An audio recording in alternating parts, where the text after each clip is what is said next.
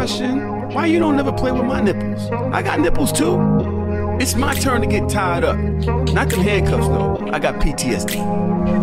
Welcome to Hardorsoft, where men speak, so hopefully somebody will understand. Yo, you dead ass just put your beard on before we start recording? Yeah.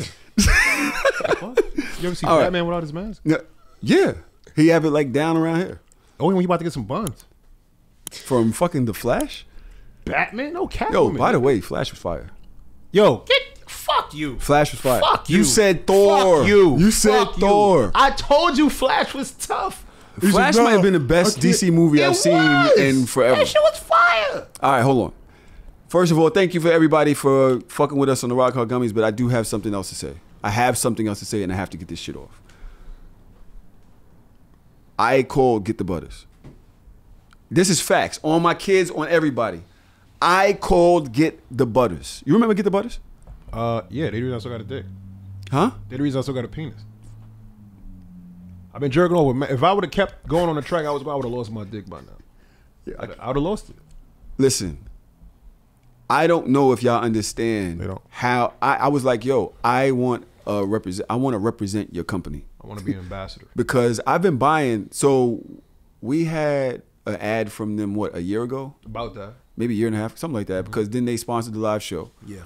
Since then, I didn't feel right asking him for products. So I've been buying the product. Yeah. Nigga, this is their aloe and shea lube. Can I borrow that? Right? Nigga. Ain't nothing to borrow. Oh my God. Yo, you are a fiend. It's nothing to borrow. Damn, this is the small one. This is the small one. Damn. Then I wind up getting this one. The extra, bro. This is the palm grease extra greasy, right? Oh, palm grease is tough. Bro. I'm trying to tell y'all something. Should make sure you stuck your dick in a pizza. Son, look at this. I don't know if y'all can see. Look. That shit like A&D ointment Supreme, nigga. Son, yo, let me get. Hold on. I'm gonna use this just so that YouTube don't. What the fuck? Oh, no. Did you just? Are you? What is that? Are you son, lubing? What are you lubing, bro? Son, come on, son. Bro. You always take it too far, son. Son, you taking it too far, bro. We get it. Yo, get the butters, man. Look, listen, because we gonna stop this right now. Yo, please. When I'm telling you, first of all, you could use it as lube, and it turns mad white. Once you bugging out on it, it turns mad white. It looks like you're creaming. It looks like she's creaming, and it feels amazing. So they actually allowed us to represent them again. Can I tell you a secret? What? One time, right? I had like ran out of cocoa butter, and I had used Get the Butter like actual lotion. To go outside. It's fire. Shit work. This is fire. I ain't saying that's what it's for, bro. But if you gotta improvise on everything I love, if you a man, if you a woman, and you like stroking your man shit, I promise you, get the butters. Get it. I have been using this for mad long. This is like my 4th bottle in a year, maybe 5th, because it lasts mad long. All you need is a little bit, and it greases up. Bro, they sent us mad products. Look at this. I ran through the palm grease like in a week and a half. Bro, it's on my kids. I'm trying to tell y'all. Get the butters. Now go to getthebutters.com/hardorsoft show and you get 10% off all their products. All their products. They got, first of all, if you use CBD lube, what is it? Like, what does it do? So that should get the pussy high? Is it? I really want to know, because you asking me. Does it make you like get like a red eye or some shit? Like, I heard him get you focused. You should get mad set. Get your dick focused. Yeah. They sent us some CBD lube, so we getting some of that, and I just want to know because I might bug out, but I don't want to be like too lazy. I don't want my dick to get lazy. Like, what is the thing? You said focus, not lazy. Not lazy, focus. Like, you don't want dumb dick. Yeah, I don't. My shit already done. I'm kind of stupid too. I'm stupid too for putting all this damn lube on. But go to Get the Butters, and this is not an ad. I'm telling y'all dead ass. This is a brand I have been fucking with. They represented the live show. We gave out mad shit at the live show. I've been buying shit from them for fucking over a year now because I ran out of the shit they gave us. Also, don't touch me. Go wash your hands. Go. I'm gonna go wash my hands, but there's something else that we need to discuss. What? Right? Last week's episode, you did a lot. What did I do? First of all, you challenged me. Oh. Yeah. I ain't appreciate that. I had to. I didn't appreciate the Nia versus Halle conversation. I had to. Especially because I didn't win. I'm sorry. A lot of people think Nia looks better than Halle. She does. Politics aside, bro. You be focused on the politics too much, bro. I be focused on the politics. You one of them niggas that think fucking Nas is nice. Nigga, politics is Nas is nice. He's just not nicer than Ho. The Halle Berry type of nigga. This is what I'm talking about. Listen. I'm going to say that Nas is nice, and I'm going to say that there is politics to everything. So not only did you challenge me versus on the Nia versus Halle thing, yeah. But you also challenged somebody else. Who? Our guest today. What I did? Oh, motherfucker. Shit. I love this job. Oh, my God. I ain't sitting next to this nigga. Get the fuck out. I ain't sitting next to this nigga. Welcome to the show. Get the fuck out. Come sit over here. Yeah, move. Oh, this bitch ass nigga. Come sit on the show while I wipe my hands. Kami is in the building. I hate this nigga. Kami hit me up like, yo, I need to address what really happened. I hate this nigga, bro. I hate this nigga. I hate him. What's going on, bro? So the man tells a story last week about y'all being out at an event. Nobody invited me to. It's fine. Mm-hmm. And you always at events. You never invite me. It's fine. I got you. But you definitely called me to come on the show and take my homie to homie court. Wow. Yeah. Why are you taking Loon to homie court? Well, you can't have court without a defendant. Feel me? So. Here we go, son. Yeah. You. Don't talk to me. For the rest of this court proceeding, I'm going to be referring to you as Mr. VB. Wow. We'll get to that later. Wow. VB is crazy. So now. VB is crazy. VB? VB. It's crazy. So that's just like venereal disease. So let's get to it. The first thing I texted him actually was you lied. I didn't lie. I didn't say hi. I didn't say what up, how you feeling? Lie. You know, usually I check on my brother. You ain't tell me that I lied. Does. I told him. Because I'm gonna come here and do this. Okay, go ahead. This is your platform. This is where you start. This is where it's gonna finish. Go ahead. So now, first of all, did you not let the dust settle? No, he did not. Before you jumped on the box, he did not. Who's? You had your turn. You don't. That's kind of true. I never had a turn. You gotta give them. You're ad libbing. I'm on the stage. You're ad libbing. How? You said I asked him and you said you did not. Oh, I thought you meant the night of the thing. Oh no. So as we will, you don't talk. All right. So what happened? What's the story? You see Loon at an event. Judge Mathis ass nigga. So what we do is our usual. You feel me? Mm-hmm. Curse each other out. Mm-hmm. You know what I mean? Then love, like it's like hate love, right? So then as we are speaking, I literally say to Loon, "Yo, she's amazing." You did not say. You can't. Go ahead. That's how you doing things. You just stepping up. Do you think? You quiet in the That's court. why I shut the fuck up. Where's my gavel? I said, she's amazing. He looks over and says, yeah, facts. I literally call her over. So you noticed her. Yes. It's not that he didn't see her before. It's not Okay. that he didn't see her before or anything, because I can't speak for his eyes or what he was doing as he roamed around. But when I was next to him, I literally says, we're talking and I'm looking across. She looks at me. I said, she's amazing. I said, come over. Like with a hand. I actually signaled her eye to come contact over. happened. Yes. You didn't have to go. Eye contact happened. She noticed you. Yes. So now when we talking about his story said, oh, she was just walking over to us. No, I signaled her over bad to signal. us. The bad signal happened and she saw it in the sky and she came to the roof. I used my hand. I said, come here. Ooh. So she came here. Ooh. And when she got in front of me, I literally said the first thing out of my mouth, you are gorgeous. That was it. Remember, and we'll go back to his story. His story was, she walked over, and before he could get out of words, that's what he said. He said you bobble dick all over the place. That's what he said. He was like, that's what he said. And I was baffled because in my mind I'm like, me and Loon never had a 2-man. Never go on. I've never been on. Wait, what's outside. a 2-man? What's outside? 2-man is crazy. Yeah, like that's that's, he always used to be. If you in the streets, you know what a 2-man is. Yeah. So before I used to even like be super cool with Loon, I always used to see him outside with Brumman. So to me, they was a 2-man. They would be everywhere together. Okay. So he's on a 2-man with another man's. One of all the mains. Yo, you 2-man? Yeah, he stayed double 2-man? Yeah, he stayed I'm good for a 2-man. Yeah, he good for a 2-man. Okay. So we never had one, right? So now, when this happened and I heard the story, in my mind, I was like, there's only one part Loon deserves an apology for. What's that? I'll get to it. So I said, you're gorgeous. She said, oh my God, thank you. I said, where you from? She said, Brooklyn. I said, oh, word, that's what's up. And Loon is just standing there the whole time. So then I said, introduce yourself, nigga. He said, hi, I'm Loon. And I said, what? This is, whoa, okay. I said, you kind of little broed him. You kind of little broed him. That's why I was getting to the apology. Like, yeah, yo. Like, I said, yo, because this shy brother over here. In my he always act like that. You know what I mean? Because in me speaking to her, I'm speaking and he's just like there. He's just there. So I'm just like, yo, not like Robin in the sidecar. No, he's just there. Just standing there. Like just standing there. That's crazy. Oh, you was giving the ambiance. I didn't say you were supposed to do anything. So that's when it got to this part.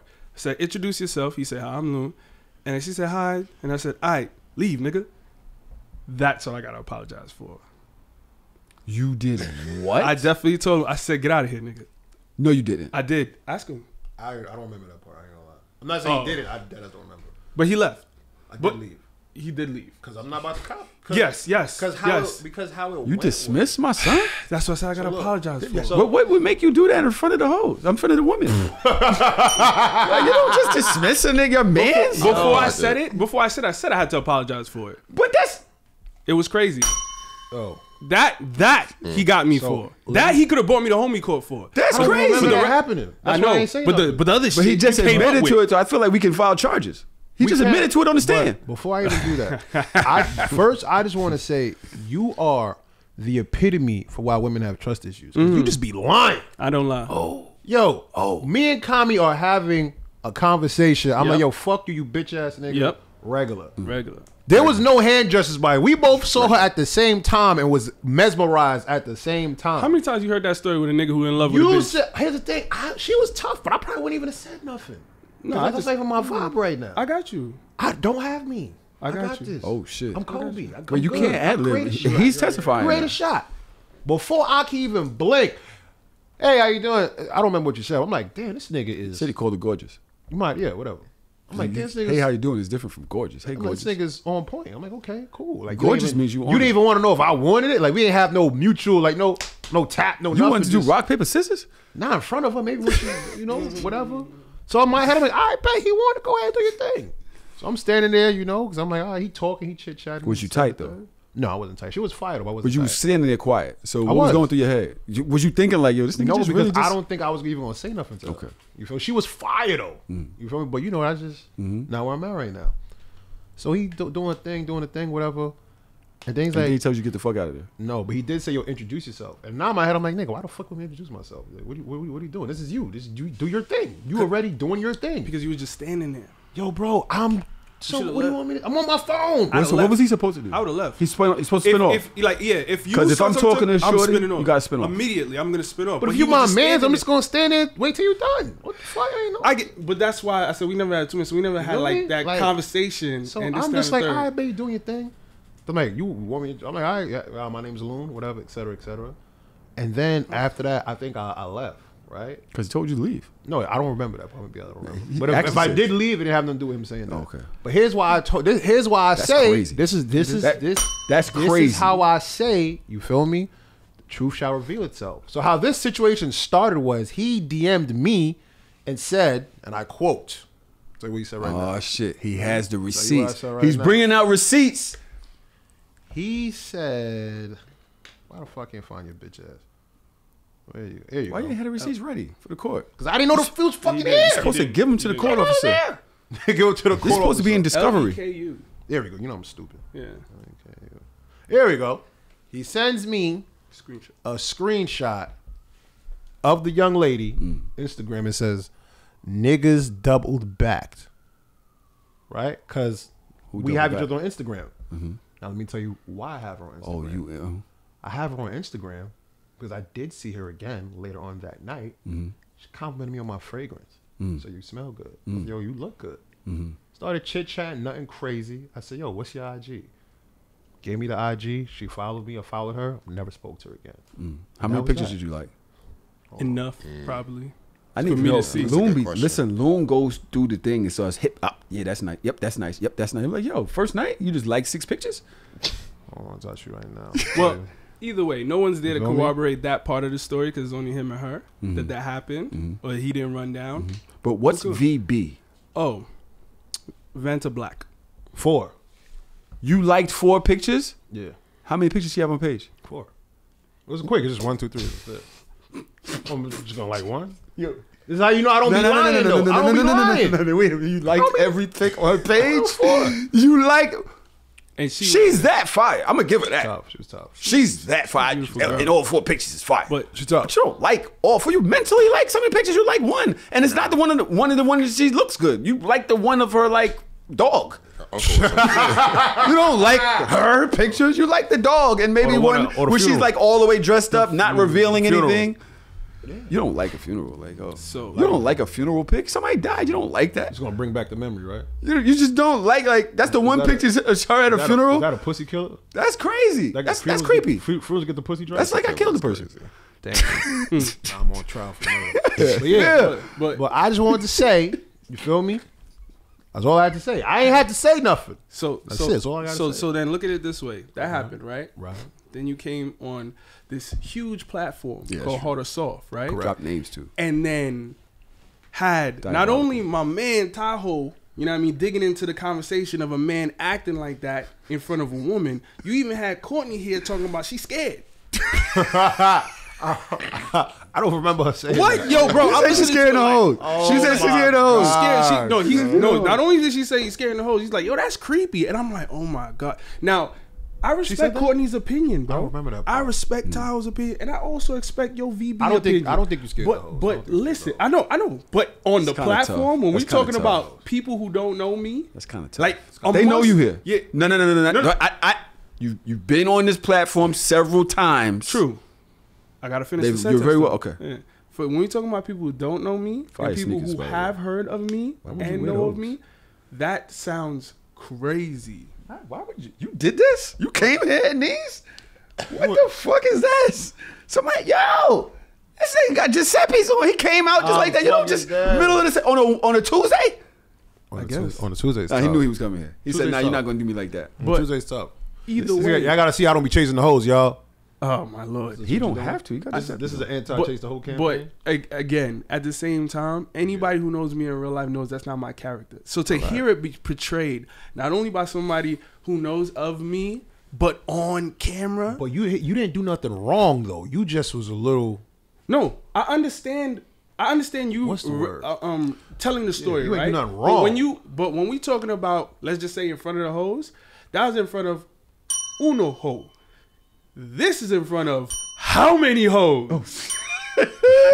So if we want to talk about court, that is kind of crazy. Bruh, you could do this anywhere in a bar amongst us. This is in front of all the hoes. But did I not warn you I was going to do it though? No, you said you're going to curse me out. Not that. I told curse you. Me I literally warned you I was going to do it. All Those right. are two different things. All right. So do we agree that that's kind of tough? What? Bringing him on and be like, yeah, he's thirsty. Chase down the chick in the club. Well, I never insinuated that he was thirsty. That's how it looked. Yeah. I said he was very aggressive. And I said, no. What aggressive? I said was, it's like in the synonyms. If you put aggressive, thirsty is in the synonyms. I said he didn't follow protocol. That's what I said. What is the protocol? What is the protocol? His protocol. If you're next to, if you and I are standing next to, because remember I brought up a situation with my ex co-host that this also happened to. But who knows? Like if he was looking at her at the same time, and just like yo, I'm jumping. I told you in the club before. Remember we seen each other at the Henny tasting or whatever. And you was trying to, I was like, yo, shorty, you go talk to her. I was like, I don't be running down on chicks and all that. Like, and he walked right over her and just started talking to her. He wasn't trying to talk to her, but he was like, it's very easy. Just say nice purse. But what is the protocol if you're with your friend in a spot, y'all both notice somebody, and y'all both want to talk to her? Like, what's the protocol on choosing who or what? Like, is there a respect thing between friends? So when I even reference that, like most of the time, I'm never really running down on girls outside. I'm too many places. People know me too much. Like, I prefer a woman who knows what she wants, and that way it's way smoother. When you got to chase, all you do is get sweaty. When you chilling, you stay cool. Hold on. Can we put that on the shirt? Can we write that down?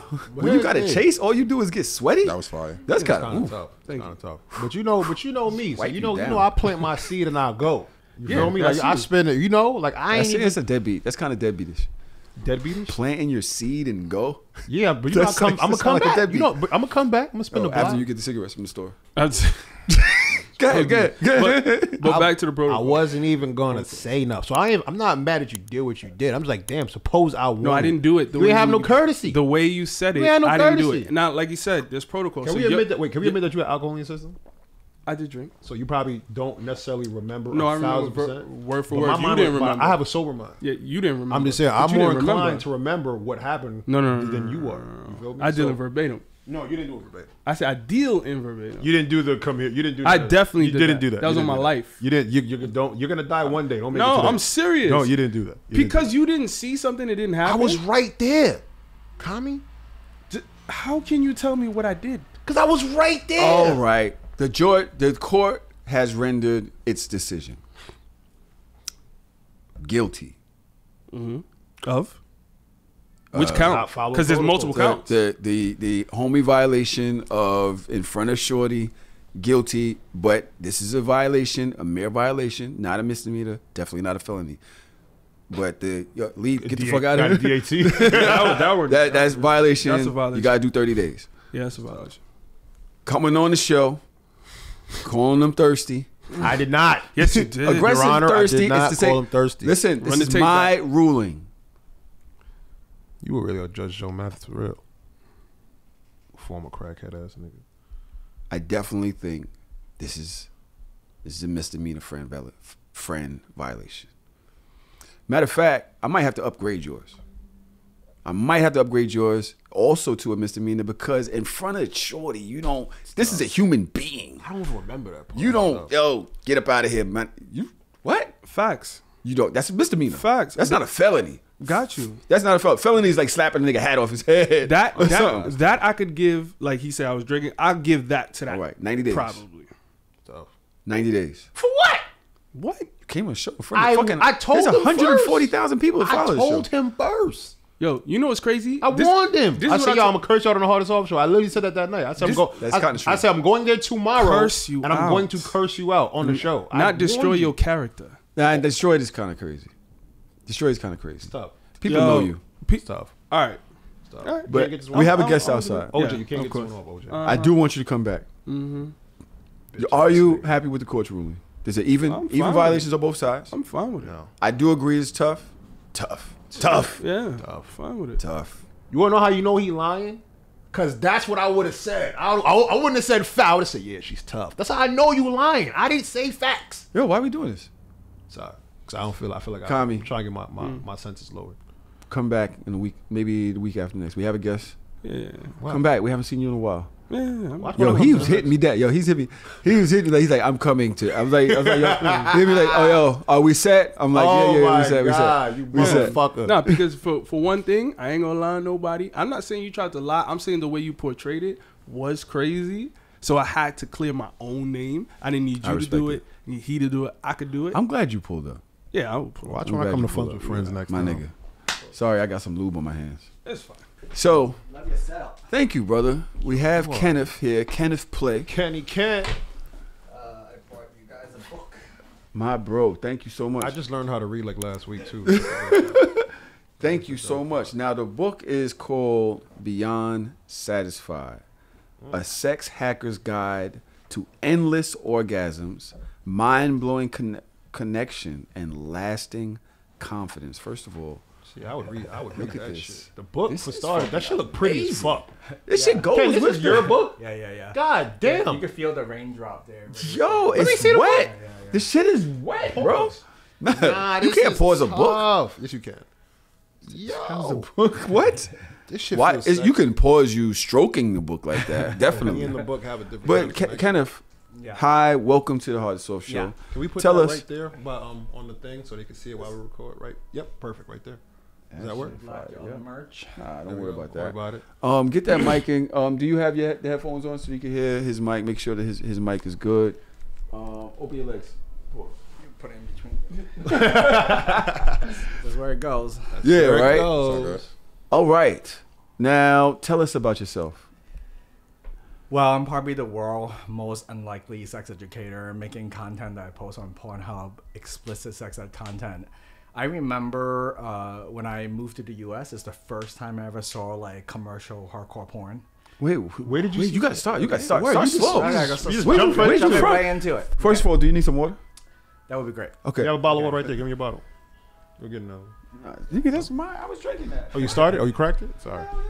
You thirsty motherfucker. Dang, you ain't even save something. Yo, watch the ice cream truck stalk my house. Every time you're recording, right? Yes, They just every pop time I on. record. Thank you. First of all, yo, we are very laid back, chill. You're gonna enjoy it today, all right? But I fucking have a lot of questions, I got whatever answer I got in me. and I've watched I got you. some too. Yo, he's very explicitly doing sex ed, like very explicitly on women, going off, butt ass nigga. He's getting it in. But we got to go to where this started. Yeah. Where are you from? I was born in Hong Kong, and I moved to the state when I was 11. So Okay. that's going back to that story when I first landed in America. I haven't seen porn in my life. So at 11, some friends showed me like American porn for the first time. And it's crazy looking back, friend. like that first porn I saw was an orgy, and now I'm in the like sex party world. Yes, yes. So it kind of, Your villain origin story. yeah, the origin story. But the funniest thing, I remember being at 11, that particular like orgy scenario, I just saw this dude with porn star cock, and I'm thinking to myself, I don't have one of those. Yeah. Is that? And then you're looking at like the whole Spin NBA star team, right? Yeah, It's like yeah. 7 of them. Yeah, me So I was like, hanging shit, down. yeah. like that. I was like, God damn. So my first sort of like what sex should be, or what like good like male specimen lover should be, is that image in my head, right? So I grew up with a lot of sexual insecurity, thinking if I don't have a porn star cock, I'm never gonna measure up. No girls would like me. And then I became really insecure, but I'm also super sexual. Like I desire a lot of sex, Right. but you also have deep insecurity. Right. So luckily I didn't turn into an incel. Right. But not until I found their sex party community, and there's a whole other story. And I went to my actual first orgy, and then I just see people with different shape and sizes having You're like, a good oh. time, and you go like, oh shit, the world is different than Blend right in. than porn. Yeah. So But how do you get the confidence to just go to a party and you're not even in the world like that? You're just like, oh, I'm gonna just go. I have another story about that particular first party. After a really hard breakup, I met this girl on Match.com. This was like many years ago. I'm 43, so it has to be when I was 29.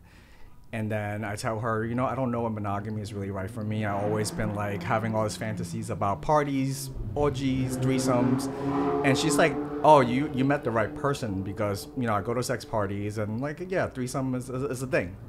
And then I was like, what? You know, I thought, How did you get I it love right you. on the And you first? broke on up the with first her? try, No. Oh, you met her after the breakup? After the breakup. Thank God. What a And way to then- wait. What a way to come back from a breakup. Making your next move What? the best move. Yeah, I was like, and then she told me, hey, let's go to a party in Chicago. And I was living in New York with her at that time. And then I went to my first party at Chicago, and she set up a threesome for me.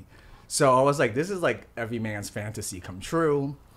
And I never taken an Adderall in my life. I was really stressed about work that time, so I took it in the morning. I was trying to get all the work done before I go and party. I didn't know it had a side effect for me that I couldn't get it up. Yeah. So imagine like all my life with all this sexual insecurity, at the moment of like this epic threesome's about to go down, nothing worked. I couldn't get it up.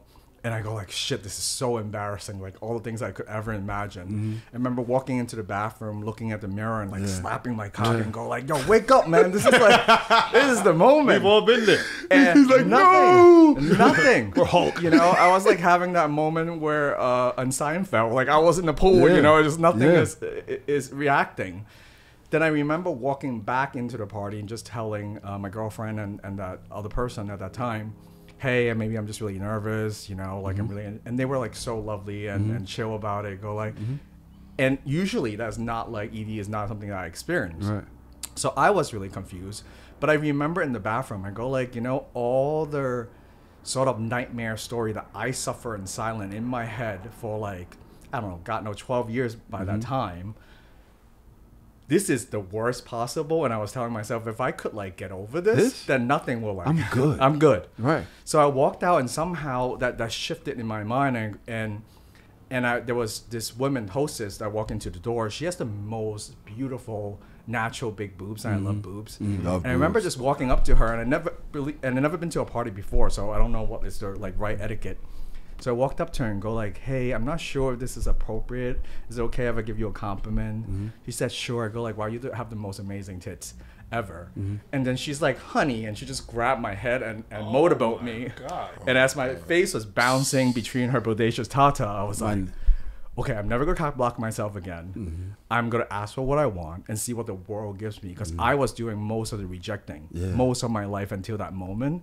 And then from shifting that, like internal cock blocking that I have on me, feeling not enough, I'm never going to be enough, to shifting that is like, like the world will give me whatever the world gives me, but I'm not going to want doing the rejecting. Stop it. Internal cock blocking. Yeah. I like that. I've been doing that for so many years, and I never knew what it was. I think we call it imposter syndrome. Yeah, but or you feeling like you're not going to be good enough, so you don't want to walk in like you like, yo, I'm not going to let her do that to me. So I'm gonna do it to me. Yeah. So I'm gonna do it to me. Internal cock blocks what the hood gonna get though. Like that makes sense to niggas. Kenneth. Yeah, and I stopped, and it's also asking, obviously respectfully and very politely, but when I stopped doing that, the whole world opened up to me, and then I can't believe I do this shit for a living. I mean, I was so insecure. Like, I remember in high school, I was maybe, I forgot, around senior year.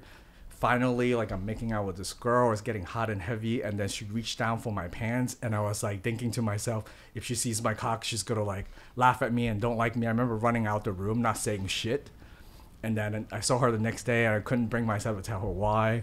I just made up some bullshit, But that was the level of insecurity I was dealing with in my childhood. So to think back now that shifted it is crazy. Like a totally different person. Yeah, is now I'm like just doing it. I could do it on stage. You got a question? Nah, I'm kind of not really a question, but it's really more so like I want to commend your journey. One, for how do you remember that shit in such detail? As one, you got age. How wouldn't you? You good? I forget certain parts of my life for a reason.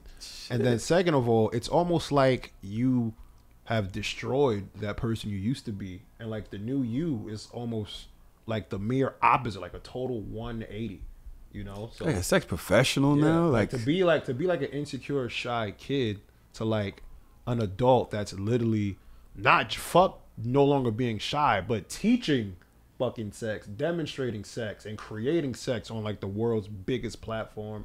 In front of people, shit, we not even doing that. Writing books, even the book is sexy. Like you got a lot of shit going on. So I just want to commend you honestly for the journey. Like everybody has situations like that in different scenarios, not even just sexual. Some people fall for that becomes them forever. Even with me, like when you said internal cock block, like honestly, I could probably not remember nothing you ever said for the rest of the episode. I will remember internal cock blocking and asking the world for what you want. Yeah. Like if I'm not gonna get something, it's not gonna be because I didn't ask for it. I didn't try to get it. I would never forget those words. You know? So that's a fact. Certain shit that's gonna stick. So yeah. How does it go from you just being how do you become a sex professional now? Okay, I was a super nerd first. So in my mind, when I was in my teens and building my career, I was like, okay, I can never change like my cock size or whatever the case may be. Like, what can men work on, right? So it became fitness was my thing. So I became a personal trainer. I learned how to get a six-pack, and I learned how to get a six-figure income, right? So most men just think they need to be at least 6 feet tall and whatever those criteria should be. So I work really hard on those external things. But the funny thing is, even though I got the money and I got the six-pack, it didn't change my confidence in the bedroom because it's still like this dark secret I have, right? And most of my like early sexual experience in my 20s were mediocre. And even if the girl told me it's okay, I didn't believe her because I have all this internalized like insecurity and shame. And then, so I work on all the things I could change.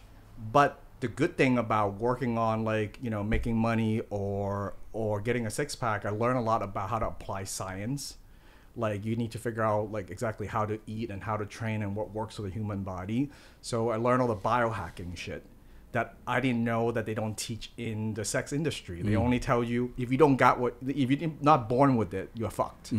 Right? You said biohacking? Yeah, so biohacking, learning how, like fitness hacking, learning how to get like really low body fat and build muscle at the same time, or, you know, how much protein to eat or whatever. Like what is the best way cheat codes to get the best result?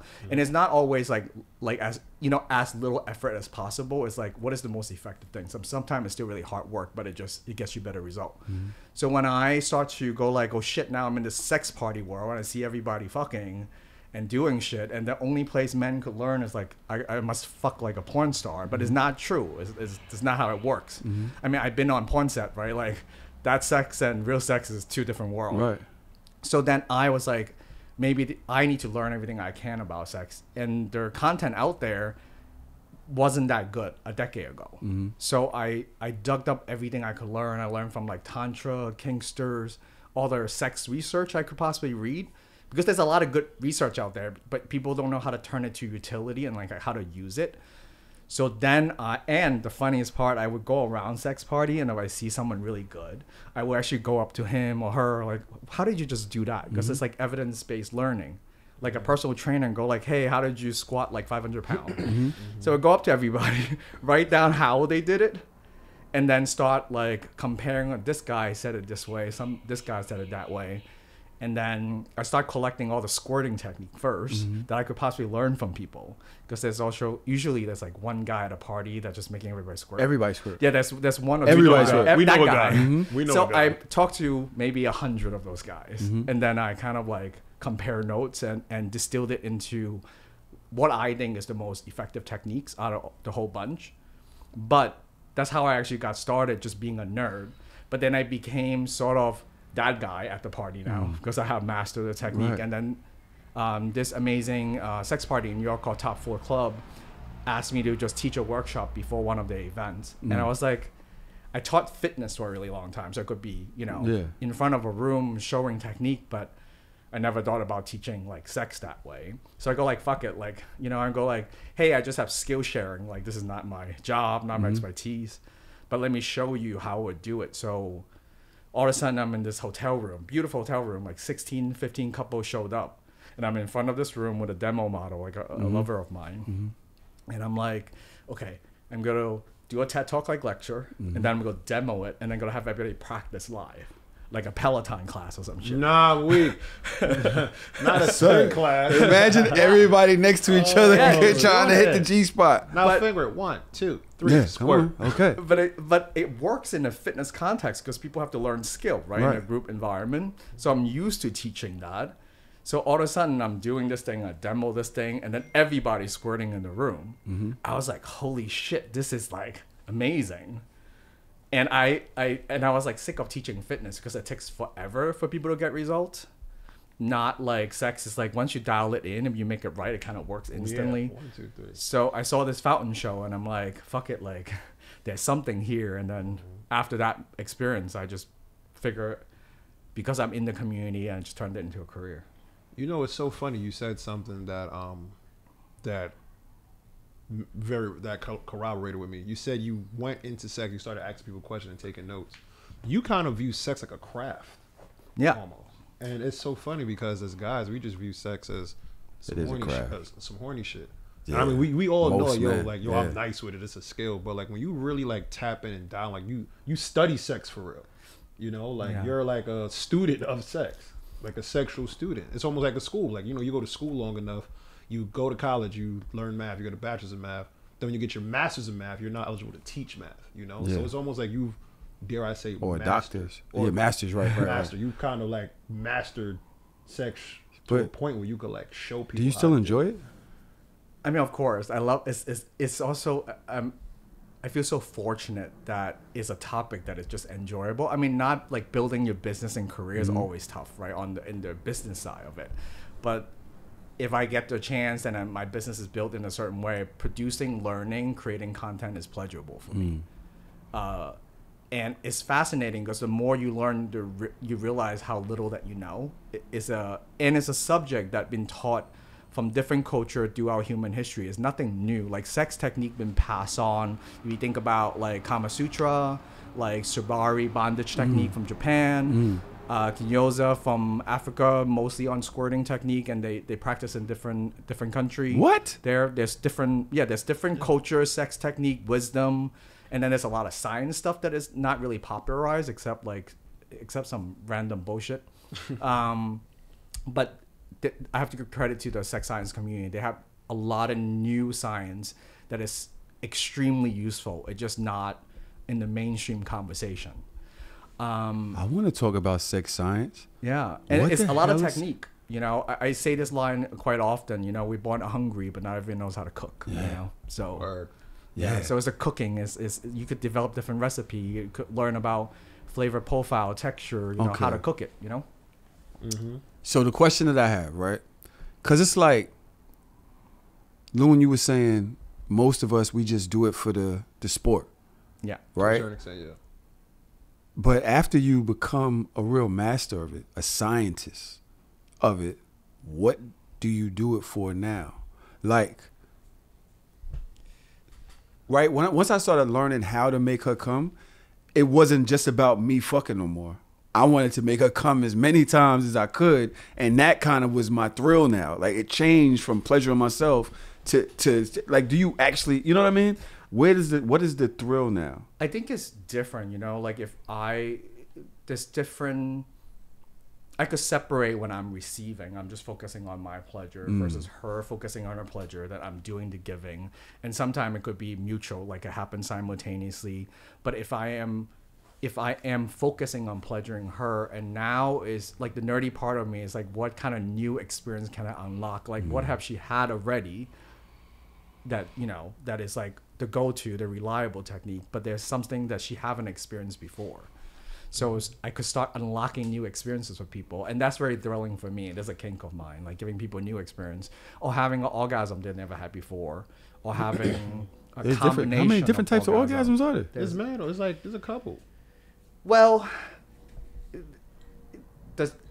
the scientific community likes to like devise and chop things up. So you have like an A-spot orgasm, a G-spot orgasm, or whatever the case may be. I just look at those as like different piano keys. So you could make music with all of them simultaneously, or you could just press one or two key at the same time. But there is a subjective difference between having an orgasm, just say externally from the clit versus internal. Yeah. Or anally, like just different nerve endings. So one is more in their parasympathetic, meaning rest and digest is let it go, surrendering. The other one is like rubbing one off. That's those two systems. It is very different subjectively. However, most people don't think of sex as training, right? So you could have more intense orgasm if you do those exercises. Like the Tantra community is like, how can you come so hard that you have a psychedelic experience that you meet your maker? But you could train yourself. Wait, you mean like you die? Yeah, because the brain activity is about just lift out of your body. If I bust a nut and meet Jesus Christ, I'm never jerking off again. Yeah, I got a little too close to comfort. Like, yo, I'm gonna be back. You might meet Jesus. So. But it's a nerve. From a scientific point of view, it's just how big of an electrical charge that you could build up before you reach the threshold, and then so you could set the threshold low, and then people could train to build it like bigger and bigger, like blowing a bigger balloon before you pop it. So some people could pop small balloons. You know, they could come like a little bit would pop the balloon. And that's more challenging for, you know, if a woman could easily have an orgasm, we celebrate it, right? If a guy who could have an orgasm like in 30 seconds, you call them premature ejaculator. But it's a nervous system kind of thing. So double standards, I hate it. Yeah. Hate it. But you could build a lot of balloon. You could also, like my fitness background, you could do circuit training. So you could just say you have one type of orgasm. Those nerve endings need some like recovery time, and then you add a different technique and you keep the arousal high enough, you have a different orgasm, you just keep rotating them, so you could have like 4 different types and just rotate them. So you keep coming for female. You doing like a clitoral one, then a penetration one, then an anal one, then a titty like one, whatever. Yeah. What the heck? Yeah, He's wild. but you have to have enough arousal in the system, so you just don't let the level drop, but you just rotate. You remember back in the day with Grand Theft Auto when you had to get the cheat code to get all the guns? Yeah. That's what he is. You get all the guns. But that, but there's it's not people that hard out there to that can learn make too, your chick nut like mad different ways. I'm not gonna hold you. Y'all, you see, you be afraid of the big, tall African motherfuckers fucking your chick. It's this motherfucker you gotta worry about. She's This over there motherfucker going said- crazy. He said, yo, a pussy's like a piano. You gotta hit all the keys. So my helmet, you gotta take your dick and spin it around in there, like to hit all the keys. What is some of the most fire things that you've had happen since you've started this journey? Like, in what way? I don't know. What's some great sexual experience or a great moment in your journey that's just been like, yo, I'll never forget this? I actually get more moved working with client. Like, I have one client. I also work at this retreat called Back to the Body. That's one of the places that got trained by my mentor, Pamela Messon. She runs a sensuous retreat for women all over the world, and basically just think of like a tantra massage plus sex education in that format. And some of the client, I remember this woman, she's around 54. She married her high school sweetheart. And she'd never been with another man. She loved the life that she had with him. He died. She never been, and she wants to but she's 54 and she still feel like, I got the rest of my life. What the hell do I do with this? And I remember doing a session with her, talking to her, and all she wanted to do was just sit next to a man holding her hand. That's like the first like experience where she feel like trust and comfort again. Those things are, and then helping her to feel more comfortable about moving on and then enjoy her sex life after this tragedy with her husband. To a woman who never had an orgasm in her whole life and been struggling with that and learning how to have an orgasm for the first time. People who deal with sexual trauma is a big one. So I actually find those moments most meaningful and moving. And then as far as like sex party epic, fortunately I'm in a sex positive community. I have probably seen so many sex stuff in my life, like from seeing 5,000 swinger teaching at a swinger cruise to, what'd you say? From seeing 5,000 swingers on a cruise, like partying for a week, and you could imagine like 5,000 people on a boat. You mean like a horny vacation? Yeah, I go as a teacher. So the swinger cruise is basically, imagine 5,000 people on a boat. They're all swingers and it's fucking everywhere all the time. And so when if asking for a friend, so when is the next one? it happens all the time. Like couples cruise on New Orleans, great bliss cruise. I'll text him and tell him right now. Actually, For asking for a friend. But Kenneth, so this is a very anticipated episode. We have been waiting for you for a few weeks. So I have 2 questions from the people. Also, is me that I want answered. So I'm gonna go with the first question. My first question to you is: how do you separate sex for research purposes versus sex for your own personal pleasure? Because when I'm hearing you talk, it seems like you would like everything with you is very analytical, very student of the game kind of thing. So how do you separate the two? I think in the beginning I have a much tougher time separating. But now it's a little easier. But I do think people need to go through this like mechanical phase. Like when you're learning a martial art or whatever, it's not first nature yet. So you have to practice until you don't have to think about it anymore. Like playing a video game, you have to learn to control until you don't learn. So easier now. Also, sometimes I go like, I'm not working now. I'm not trying to solve your sexual problem or unlock anything. I just want to enjoy myself. So... But I enjoy being a nerd. Like no one pays me to put a gun to my head. So there is it's hard for like a director to watch a movie without critiquing the movie kind of thing. So I think that's a little bit of a personality trait thing for me. Okay. But it's not necessarily not enjoyable. Yeah. But when I overdo it, I have to like really force myself to tell let yourself, it go. chill out. Yeah. Okay. Yeah. The second part to this question is: give us 3 interesting sexual facts that the world might not know of. Ooh, damn, that was good. Sexual facts. I do good sometimes. Could the world, or that most people probably wouldn't know, or we'd be shocked. I'm bugging that there's a whole African community that just be squirting. Yeah, I told you I'm African. That's why I squirted that bro, one time. you did not squirt. Right, we gonna ask you another question later on. Don't worry about it. Talk to you This is ridiculous, bro. But yeah, but You have to. I'm telling you, bro. I squirted because I'm African. It makes Yo, sense. It's in my yesterday, blood, the bro. man says that the first time he nutted, he squirted, it hit the ceiling. He didn't know what to do. I was 11, and I was like 15. I'm telling you, we'll talk about that later. Yeah, This is right. not from my problems. Right. But yeah. What most people don't know, 47% of women reported they have multiple orgasms. So imagine, like, we talk about the orgasm gap all the time, and I really think it's a multiple orgasm gap because when most female body could have, usually they have more than one orgasm. Right. So just getting one is like sad news, right? Right. That they're not even getting one. It's like going to a restaurant and not getting your food, right? But Actually, yeah. So I do think foreplay should be like one orgasm is like a warm up orgasm for a lot of people. So so 47. So straight men should know that happen most of the time for most female body. But when you say that, if I may interrupt, aren't all women multi-orgasmic when it comes down to it? Most of them have reported that they have in their lifetime, and usually they would have more than one when they masturbate. So that is the baseline. Because that's all you have to do is keep touching them different spots, and they could keep going. I thought multi-orgasmic was a thing, but I feel like most men don't know that women can just keep going. I just found out women could come like last week. Stop it. Well, I didn't know. That was the thing. I have another fun fact. I didn't know. This might be a touchy topic for straight men, but male multiple orgasm, I literally mean back to back. Right, 2 orgasms. Come on, don't do this to me right now. Okay. I feel like right. Okay. If you look at it from a scientific point of view, just neuroscience, how the nerves layers on our body, male and female, right? The prostate is where you think G-spot and cervical sensation is for us is on the prostate. So if a male never have a prostate orgasm ever, and they learn how to have a prostate orgasm, but their nerves that triggers a prostate orgasm is different than the penile orgasm from the cock.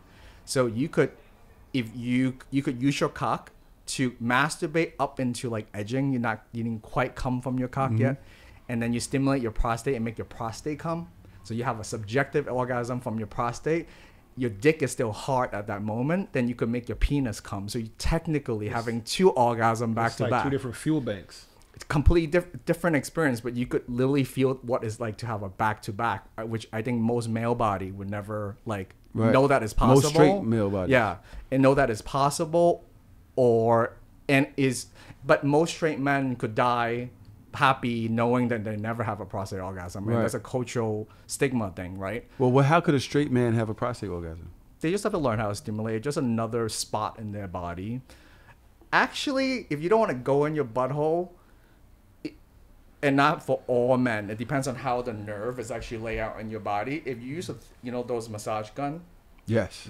If you hit your hip bone just right, what the fuck? You feel that the nerve is being stimulated. So don't think the entry point is just the butthole, right?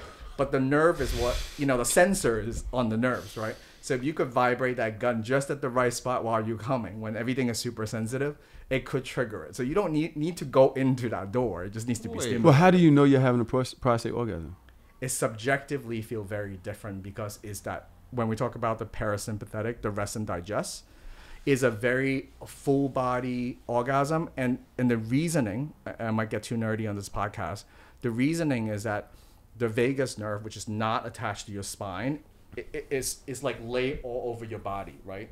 So, and then when those nerves get stimulated, it doesn't pass through your spine, so it radiates through your whole body. So the prostate orgasm is come from a different highway, and then you feel a subjectively different experience. I ain't gonna hold you. I'm open. I was sitting here. And that's when you might meet Jesus. Listen, I did tell you. And you don't have to go in the. You could just hit your hip with a fucking massage. It depends on the person. I'm not saying that would work for everybody, but if those nerves are sensitive, activated, but it's different. It's a different energy. Like when you're trying to bust a nut, there's this like aggression, tension energy. The prostate of internal. It doesn't matter if it's male or female, right? If just say if a straight dude fucking his wife, right? in order for those internal orgasms to happen, she needs to feel safe, relax, surrender. It's a different state of mind. So you could think of that yin and yang. So one is tension and one is relaxation. And they work independently. So you could like balance both. It's not one, it's not like a seesaw. Both could work. So you could be really really aroused, but also really relaxed. Like good fighters are amazing in bed if they learn how to do it, because they have to be relaxed enough and focused enough. It's a certain state. Like if you're overly aggressive and you're so angry, you lose control, right? So you have to find this like balance. But and that's why I find all those ancient like practices, they already kind of dove into all the systems.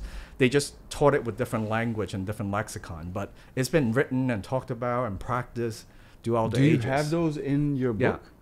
So yeah, tell us about the book Beyond Satisfied. Now I'm gonna read the caption again. Yeah. Just in case you didn't know. He knows exactly what. Bro, a sex hack guide to endless orgasms, mind-blowing connection, and lasting confidence. Let me first start by saying I don't want you in the same room with any girl that I'm dating ever. Like if she's here, you gotta go, or she gotta go. Y'all both can't be in the same room together. I don't know. I might want him to teach her some shit. It's also, it's also like a super nerd. So like if you. Like he got pictures. Each technique has a diagram, a QR code, and how it happens in the inside. And then I have a website with videos explaining all those things. So it's also very because I taught fitness, so I go over all the actual technique, like how to position things. He got pictures.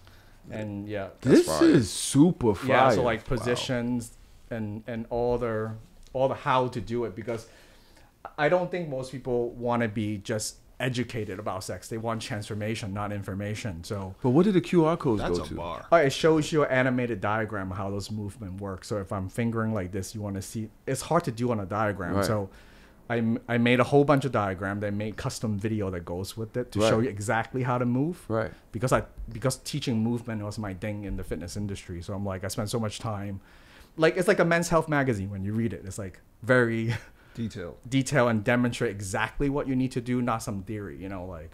This is fucking great. You're really teaching men and women how to have sex. Well, I'm gonna tell you right now, I'm reading this book. I might read this book tonight. Taking it home. You're not taking this home. Rock, paper, scissors. Ain't none of that. This book is getting read tonight, and I might be teaching myself how to do half this shit on myself, and then learn how to do this shit to her. Oh my what God. The hell? Does this have keys for men and women? This one is focused on female pleasure, but I mentioned is not my expertise on male pleasure. However, the principle it applies to both sex. It doesn't matter which body you have, because the nerve, and I show how the nervous system is actually very similar. And we're all actually born with a clit first that turns into a penis, so it's not very different. Yeah, it's not very different if you could look at it that way. And also because I'm more like a Tim Ferriss, like what is the 80-20 rule? Like how can you apply it tonight? So you don't have to read the whole book. You could actually learn like one QR code, one diagram, learn one technique and use it tonight. So it doesn't take like, all the time to read a whole book to apply. You could do that one thing. And you could just learn some shit right now. Like, I'm going to do this tonight. Come back tomorrow with a whole nother trick. Like, hold on, babe, give me 7 minutes. How many damn tricks you have in here? Did you count them? Yeah, I have over like 80 video on my course. There's more technique there. But they're like, sometime I talk about their 2mm rule. Sometime, like a lot of guys would use their ex-girlfriend map to navigate their new girlfriend's neighborhood, right? They're fucking, you know what I mean? They're doing the same move, and her body is sometimes it's just a little bit different. So you might be 2mm off. Right. So it's like learning the skill to calibrate for each person. Right. But so sometime it's just a little bit. It makes a world different. Brooklyn and Long Island look very different, to be honest. They do. Yeah. I was watching a video the other day. It was some like 5-10 years ago. This girl came out when she was like trying to have an orgasm with somebody else, trying to pour the liquor, and like he's pouring here, so you go there, but he moves over here, and so it's like him trying to find the clit. You can't find it. But I was like, yo, why don't you just grab his hand and put the damn thing there? But that's kind of what Kenneth is doing. He's giving you different keys, different ways to play. One might not work on one, but if you learn to understand the female body, you will be able to kind of navigate it differently. I actually teach specifically how to calibrate, like for different types. So like if the vulva, you know, if you have different vulva, you should do it this way. However, I find that it's really annoying when people just tell you, how do you become a good lover? Communicate, but doesn't tell me anything. Or like, every woman is different. You should fuck her differently. Like, not useful, right?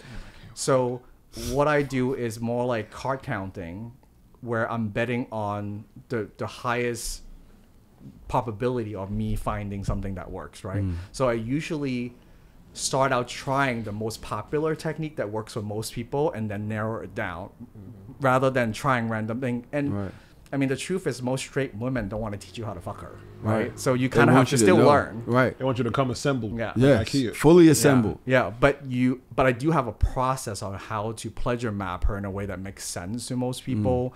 Like, how do you...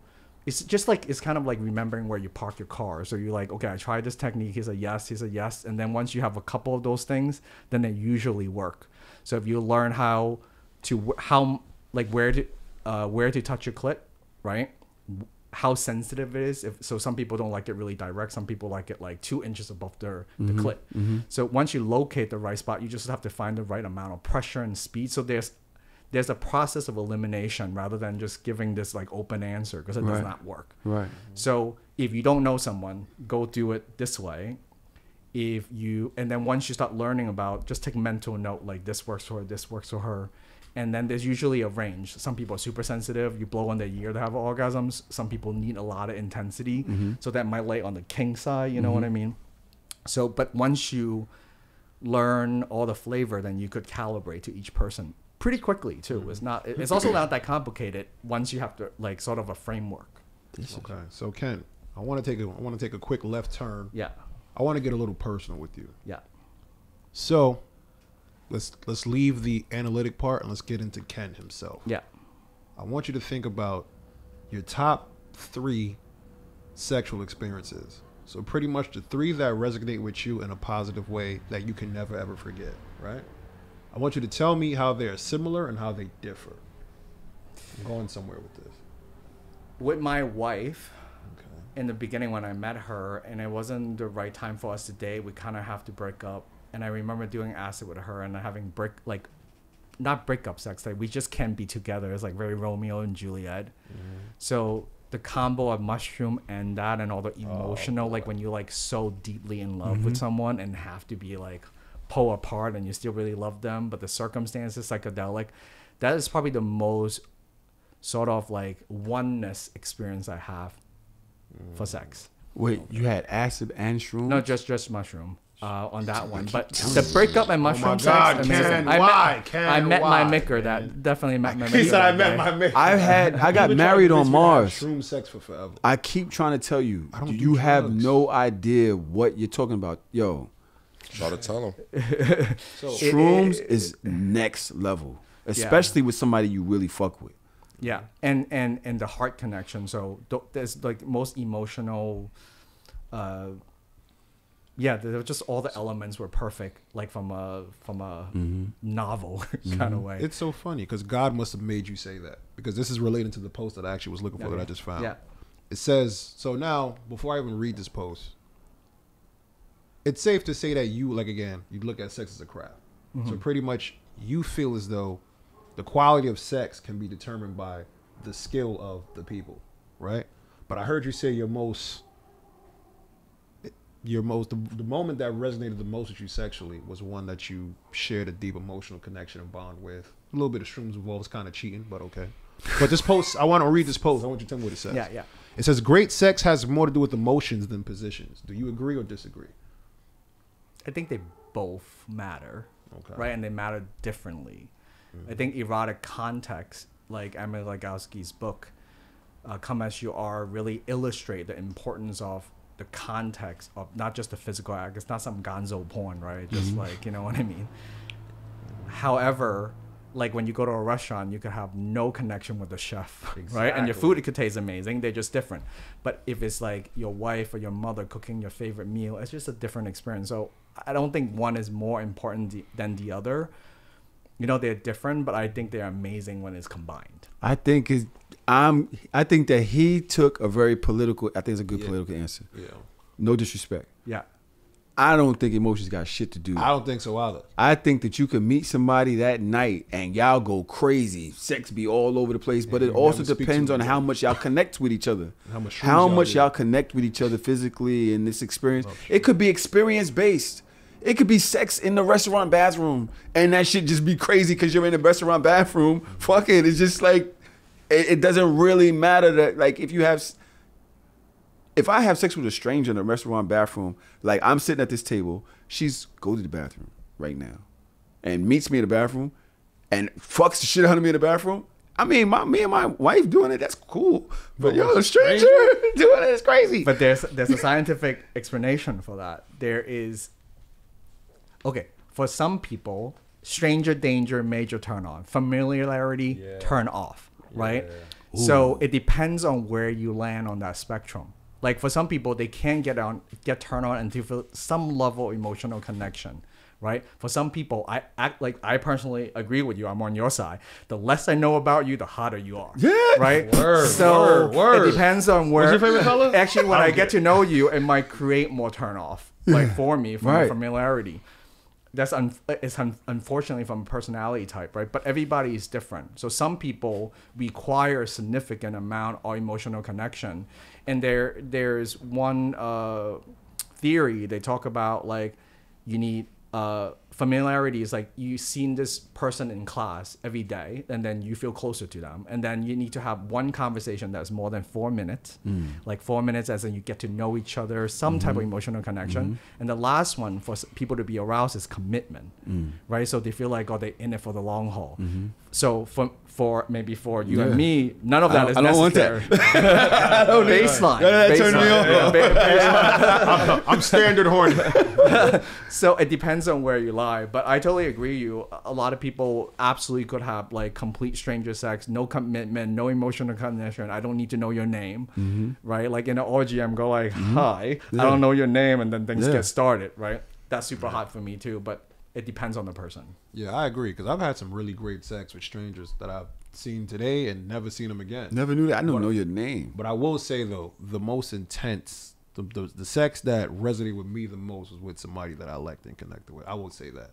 But you can have great sex without you like Jay-Z? All right, let's go fuck. Like I've been there before. I mean, that's not a. But falling in love sex is really good. It's like cocaine and Molly together, just a different cocktail. Right? Like when you really fall in love with someone, sex could be amazing from a different like neurochemical standpoint. I agree. You know, I do agree. There's different ways, but I don't think there should be one better or the other. It's just different. There's no hierarchy, right? Yeah. It's just different, and it also depends on your personality and what gets you off and where you are in life. Because somebody was like, "There's no such thing as ending your whole phase." I'm like, that's not true. I could have liked something. This turned me on right now because of where I was at. Nigga, I could like a fucking double cheeseburger from McDonald's and eat that shit every day. And then one day I'm just be like, I don't want that no more. Yeah. It just doesn't suit my palate no more. Like I really want greens or just want fish now, and that's all I want. And the double cheeseburger make me sick. And it's the same thing as anything else. Like I'm not into that anymore. I've changed. I've evolved. I'm into something else. Something else sparked my interest. I took a liking to it. People too caught up on nonsense. You said something. I want to ask you guys both a question. We're about to go here. This is about to sound crazy, but when I was young, like in high school, I used to just eat like a bunch of McDonald's, fast food, pizza and shit. I didn't really start eating vegetables for real until I was like maybe 23, the real shit. And I literally grew out of fast food. Like I don't fuck with it no more. What's something sexual you guys think you grew out of? Sexual that I grew out of. Maybe it's a certain position. Maybe it's a certain level of horniness. Maybe it's something that you like now, something that you don't like anymore. What's something that you probably that doesn't faze you anymore now that probably used to faze you before? I used, like when I was a kid watching porn, you think fucking is the most, like the best pleasure you could possibly have on your cock, and I don't know. Like sometimes I go like a hand job, I actually feel so much better. I'm a master. Man. You know what I mean? Like when I'm fucking, I am also. It's not very different than jerking off. You think about it, I'm controlling the rhythm and speed to create the sensation.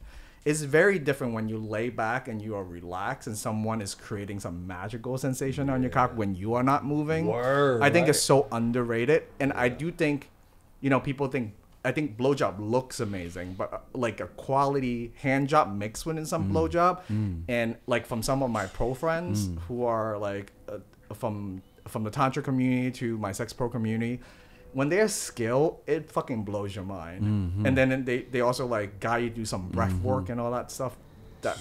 So absolutely right. So fucking looks cool. I mean, not that it's not good. It's just different. But I think hand job is so underrated. So you said bye to the aggressive porn star fucking, hello to hand jobs.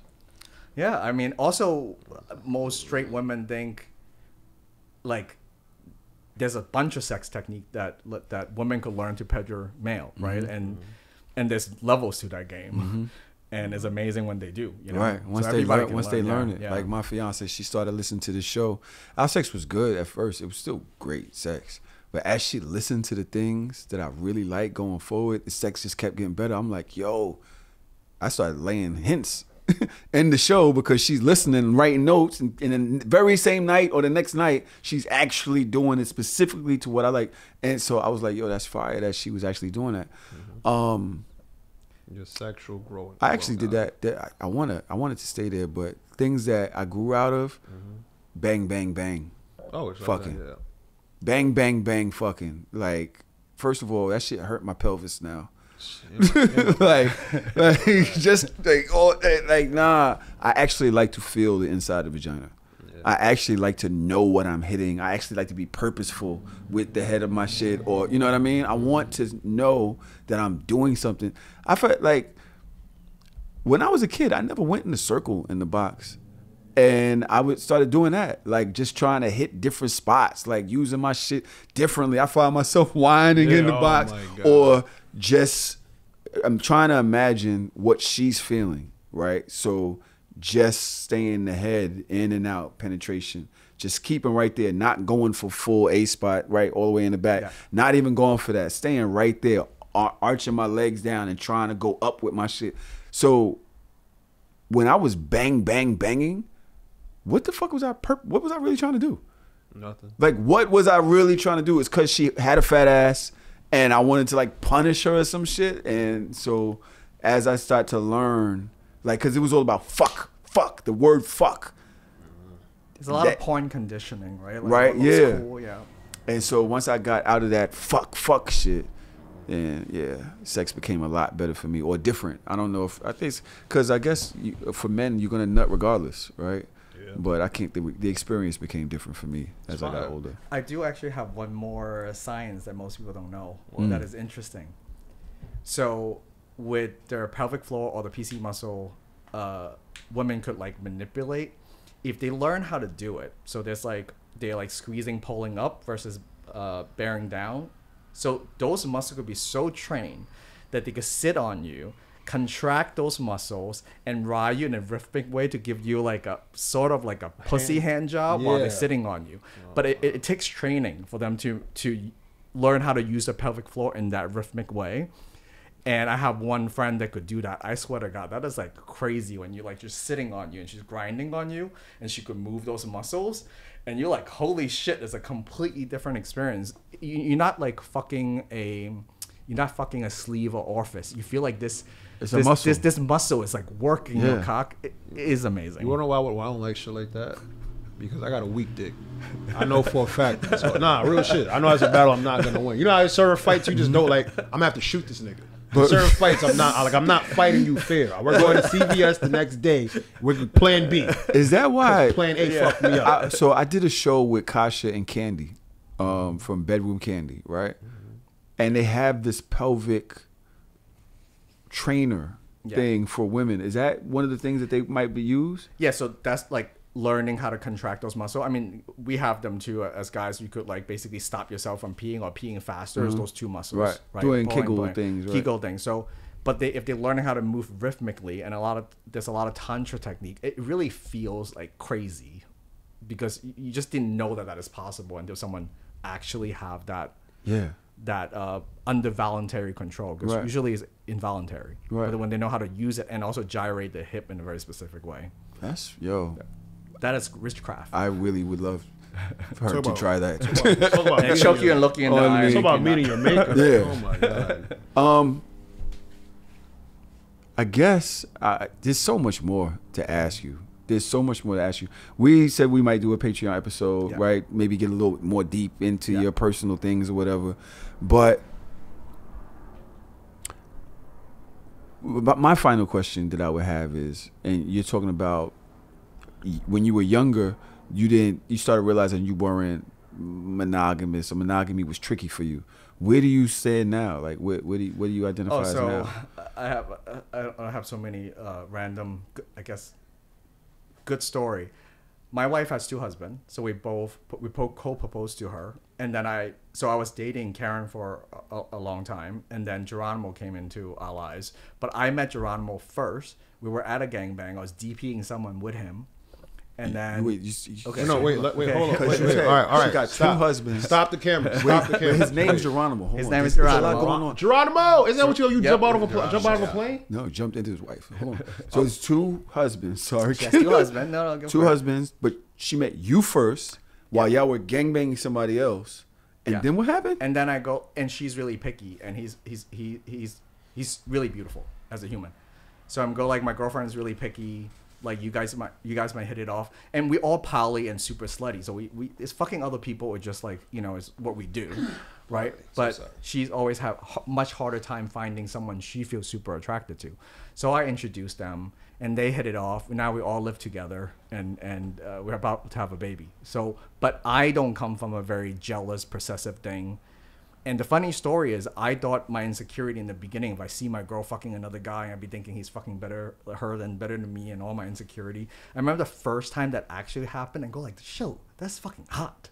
So it's such a like conflict in my actual experience, what I imagine it would be.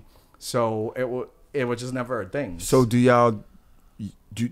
So you and your wife be home, y'all be by yourself. She could be home with him. They could be by themselves. Y'all could all be in a room together. We don't have that many threesome that often. Like, once a while is not a main thing that we became a family together. We just also I mean, the truth is, he makes me a better partner because I'm not a very good solo partner, and she needed more attention and time. And he just like fits, like, it just gives all of us enough time to have our independence, and she gets enough of her needs met. Right. So, and we always started off like being non-monogamous anyway. So it's never a big thing, but I do like, and she also, I didn't want to have kids. He wants to be a father yesterday. And then they want to have a baby together, and now we're gonna have a family. So it fits all our needs in this weird configuration. And then for most straight dude, it's like, oh my God, your wife have another guy. Like, to me, it does not bother me, or nothing that I'm going like, that's just the ultimate hack that I could spend my time working on my career, what matters to me, I could still date. It's quite functional for me. But for the mainstream view, it's like, this is crazy. Right. You are by far the most interesting motherfucker walking the face of the planet. And I will say that you also, dare I say, so granted, I know everything isn't for everybody, but it's the fact that, like, you will have it's like you almost killed your ego. Like, there's no ego. So me, I have problems with relationships because of my ego, but just hearing you say that, it's like, damn, even me and Tahoe was talking about it a couple weeks ago. Maybe I should dim down my ego to a certain extent. Maybe not to like the not to the point where it controls your decisions. Exactly. Yes. When it serves you. Yes, correct. Use it to where it serves you, but now you serving it all day. Everything you do is protect your ego. Yeah. Got to make sure that I don't get hurt. My shit don't get bruised. And it stops you from everything. Even earlier, we were talking about internal cop blocking, because you scared that this what this is gonna fuck with your ego, and I guess. I also don't want to portray like it never bothers me. I didn't like the sex thing never bothered me. Like, I don't have sexual jealousy that way, luckily, personally. And it's also a genetic thing, It's not like, it's a personality trait, right? But with the baby thing, that was a hard pill to swallow, because I wish I wanted kids, and then I could, do this with her. But I know my truth is I wasn't. And the idea they gotta have a kid together, and then we have to also negotiate, like, hierarchy. It used to be hierarchical. Like, I'm her primary partner, and then I have to let go of that idea. We have to share, like, in an equal, he one-upped you. And that time was challenging, because I go, like, I'm not gonna like stop them from prioritizing family, right? Even my needs are not being met. So there's still a lot of like learning and growth that I have to have a convo with you off camera. And then to have my mother meet him is a very interesting. My mom is super conservative, and to explain all that to her, to a conservative Chinese mom, it was challenging from like working through my own emotion to, but you know, ultimately, this is a journey you're on, bro. But ultimately, this is what really works for me and make us collectively happier. So I don't want to pose like, it's nothing. It's a lot of challenging. The sex part wasn't, but those things still challenging, and we still have to figure it out, you know, as all couples do, you know. I'm glad that you said that. Yeah. Because it's easy to come on and be like, oh, nothing. But, if you're in touch with yourself enough to say, well, that didn't, but this can be more challenging. Like, there's more to being polyamorous or even being in a relationship like that, a throuple relationship. The sex might not be nothing, but them reading on the couch or watching this show all the time and you're not into the show, now you start to look like, they actually spend a lot of time together and I'm over here kind of alone. Jealousy can set in that way. Yeah. Where we went shopping the other day. It was like, well, where was I? Oh, you wasn't. So you just was out and nobody called me. Like y'all started falling in love or something went beyond me. It's like imagine you come home and they laughing at Deadpool, but you ain't seeing it yet. It's like, oh shit, y'all just that's a violation. You know? Yeah, and it actually takes a lot of like adulting to negotiate and navigate all those emotions, and it's still a learning curve. No one like tells you how to have like a 2 husband 1 wife situation. Yeah. Like, we have to figure that shit out. So. I really wish you the best with that. Like it's easy for people who are straight and monogamous to judge everybody else, but you going through something, that's the real human feelings and a real human experience that you're going through.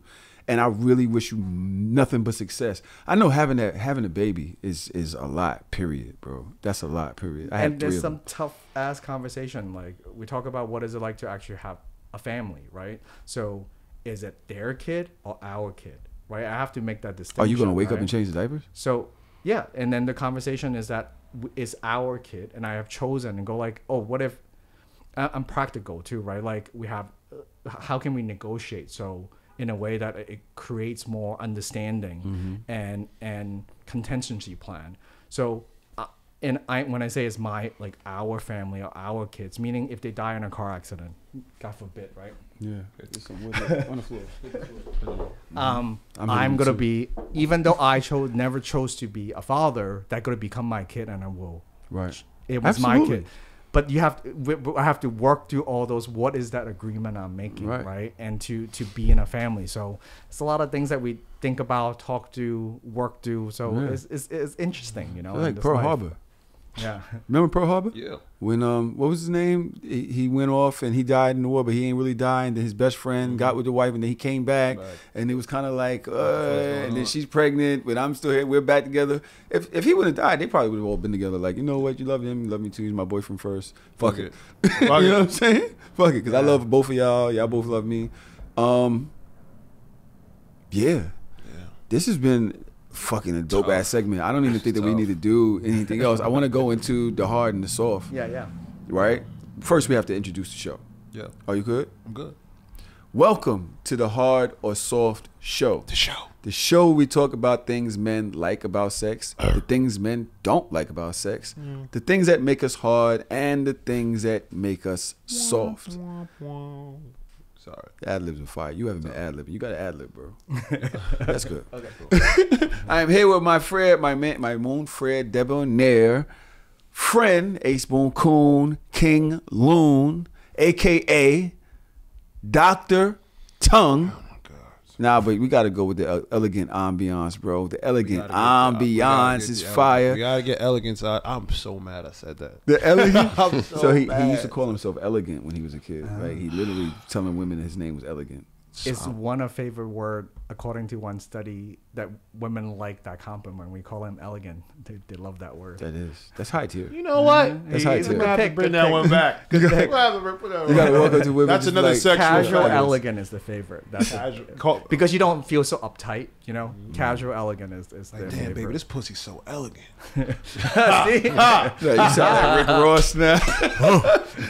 And we have probably one of the most knowledgeable sex, what's he called? Sex biohackers? Sex educators. Sex educators I like bio. that I've ever spoken to, ever had on the show. I'm very excited to read this book, and I don't read often, but I am very excited to lay down with some body nice tonight. Awesome, get the butter. And try some of these tips. Mr. Kenneth Play. How are you, my friend? I'm so excited to be on a show today, and really, and I've been working so hard on writing this book and building my course. I haven't done many interviews recently. Now you have courses as well. Besides the book, you also have courses. Now they asked us if we wanted to help, represent you, and I definitely want to do that. Yeah, right. Like I've seen you. I saw you on the gram, and I was watching you talk, and I was like, nah, this motherfucker's fire. Yo, he's fire. I need to have him come talk. And I wasn't sure because you have so many followers. I was like, I'm not sure he's going to answer the damn DM, but you did. And you have all of these courses. Now, what are the courses that you have? So with the book, I also have the Beyond Satisfied Pro course. It's just a video version of that. A lot of people have seen my video on Pornhub first. So I teach like what you think a Peloton instructor would do, but for sex. So I show sex technique live. That I also have the lecture and all those things, but I demo things and show how people to literally do it. So I actually made the video course first, then I wrote the book. Right. So what I love about learning about sex is collecting the best sex technique from around the world. We talk about like tantra earlier, kink, and everything else. There's so many good technique, but I basically found the best of them that works the most reliable, and it works effectively, and it's not too hard to learn. And then put it all in one book so people could just like watch a 10-minute video or learn one technique from the book and try it out that night. So yeah, that's what I've been learning out on that. Yo, he is very amazing. Yeah, staying the fuck away from my girl. I'll tell you that much. Kami called you VB. I'm calling him VA. Very amazing. Like, this is crazy, bro. Sex veteran. Yeah. Now, we're getting a little more personal Yeah. with this part of the show. Yeah. So before we start the What Made You Hard this week, I do want to say that you can buy this book and you can subscribe to the courses at kennethplay.com/thehardorsoftshow. Yeah. And do they get a percentage off or something like that? I give them a special discount, but before you buy anything, I love to send your audience a couple of free tutorials so they could watch it and check out my work first. And I definitely give one on my signature squirting technique. I think that's like just an easy video watch for 7 minutes, and you learn a technique that you could try. You give that away for free? Yeah, I think I want people to learn. So you know that when you ever been to BJ's and you get like the sample for you buy the food? Yeah, they give like a shrimp on a stick. Yeah, you just give it. It's like a shish kebab in the BJ's before you actually buy the yeah, and I want to give my best food. Like, I really want people to see, because it's so different than what people think sex ed is. It's not like I'm like pointing at a PowerPoint, showing a diagram of the vagina only. I literally demo how I literally do it step by step. So I want people to experience it first, and if they resonate with them, they could check out my course and my book. Right. But I like to teach first. Right. So that is kennethplay.com/thehardorsoftshow. Yeah. And I would throw in some Easter egg extra content for you guys, so check it out. Oh shit, that's what I like to hear. Bro, I ain't been Easter egg hunting since like kindergarten. Yo, this guy's fucking dope. Yeah, I'm telling you, man, stay the far away from my fucking partner, man. You out here fucking. If I was a chick, I'd fuck with him. Just to see. Just like, yo, look, you know what? Because he's, you know what? And that's the thing. This is what I said, bro. I lost out on so much action because of what the hood did, making me like want to be tough and all that. When he went up to the girl and was like, "Hey, I just want to, just want to say you might." She felt he was inviting, so it was easier. But I gotta let all of this down to like, you know what I mean? Like it's stopping the progress. I love internal cock blocking. I love you. I've been internally cock blocking my whole life. That's actually the name of the show. This is episode. Can we put the title down? Because that's definitely it. It's the name of the show. But like I said, let's get a little bit more personal. Okay. Personal. All right. What made y'all hard this week? Now, this is different than the hard or the soft, right? Okay. This is just a personal experience that you're like, yo, you know what? That was a turn on this week. It doesn't have to be necessarily sexual. It can be anything that made you just stoked a little curiosity, made you warm, made you tingle. Okay, so that was a lot, right? That was. All right. So, So some of you guys who don't know, I have started a new job, and this job can be very stressful in the beginning. There's a lot of shit you gotta learn. You know, like it's tons and hundreds of like tools and situations and shit you gotta learn. And sometimes I'd be a little pissed off when I don't remember certain shit. Mm-hmm. However, there are times where like I do something, I'm like, oh shit, I remember how to do this, or I learned something new. Like, this is how you use this, or this is what happens when you do that. And like somebody say, yo, good job, you know, you're doing a good job, or whatever. Like, you learn some shit new, some shit sticks. What got me hard this week, honestly, was this episode. Learning about I'm being honest, learning about all these new sexual techniques, all these stats and statistics, all these analytics, even how I view sex in general, even how I viewed myself. Like, the most important part of this to me was asking the world for what you want, the universe what you want, and stop being an internal cock blocker. Right. So, you know, honestly and truthfully, I'm gonna play this back and, you know, put some shit in my notes, but it's just so many things that he said that I'm gonna try to implement moving forward that I think I'm capable of doing, you know. So the fact that I've learned some shit and some shit sticks. It's one thing when somebody tells you something, but it's one thing when they tell you and you comprehend it and you understand it and you just implement it. I'm just wondering, did you actually get hard though? While you sitting on my couch, you sitting on you all black. I think get hard on your couch mad times. Nah, don't. That sounds crazy. I think get hard on your couch mad times. That sounds. Yo, yesterday, you hear what I gotta go through around here? Out of pocket. My dick been hard. Yep. I mean, once today. Kenneth. Yeah. What made you hard this week? I've been working at our new space. Hacienda finally opened our new venue, the house, and I can't believe, you know, like from this insecure kid, now I'm like nightclub life, opening this venue, and it's beautiful. It's so much hard work from my partner Andrew and Beth, like just creating this amazing space. And you know, one of the most beautiful thing that I have experienced in my life is actually finding a sex positive community, because it's no longer like hiding in private, but actually have people to connect with, and it profoundly changed my life. And to see the community come together and in this new space. And one of the reasons Hacienda actually became more public facing is that we had like a little friends list, like 800 people, and we only do parties for them. And we realized we like gatekeeping this experience. And also we don't know everybody, right? That's why we have different producers and different people throwing different events. But we want to share this culture where people actually get to express their unique desire, but also feel a sense of belonging. So I'm so amazed by this new project and this phase of our adventure. Yeah. Now, we do parties with Hacienda often. Yeah. We're gonna talk on Patreon, right? There's another conversation. We want to center you today for this conversation. But we love Hacienda, the spot, right? What is that house? What is that? So we opened a new bar nightclub. So we have a brand new space. Lifestyle? No, it's just think of House of Yes, but like just a public facing bar. But it's huge and it's beautiful, and we have all commercial equipment, because Hacienda back in the day is in our resident houses. So this is a proper commercial venue, but it's really beautiful. I can't wait for you to see it. And it's gonna bring a different energy that we could have more, you know, real events without the restriction of trying to do a house party. You know? Right. Yeah. I'm excited to see it. Yeah, I'm excited to see it. Go hard again. Yo, because I'm thinking of where they're gonna take it. You said what? I know they're saying it right now, where they're at right now, but I don't know where they're gonna take it. Kenneth is not playing out here. All right. Yeah. Okay. The hard things men like in the bedroom. Now, we've all heard, oh, I like my dick sucked, or I like, you know, when she rides it. I like this. You like nipple play. I want to get my train ran on me by a 15 girl. We've heard all these things because, you know, generally that's what most men want. I want to hear things that make you personally. It don't have to matter to nobody else. This is what makes me hard. This is what I like in the bedroom. I like when she grip my ass when I'm nutting. That's fire. Yeah. That's fire. I was getting. Hold on.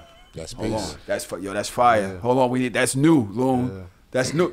I actually tell her. Some new shit. I've actually told her, I ain't gonna hold you. I've told her, fuck you with me. Yeah, that's what I did.